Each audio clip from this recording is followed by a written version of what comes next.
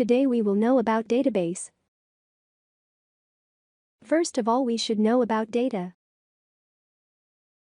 In simple words, data can be facts related to any object in consideration. For example, your name, age, height, weight. A picture, image, file, PDF, etc. can also be considered data. We already know about data, now time to know about database. A database is an organized collection of structured information or data, typically stored electronically in a computer system.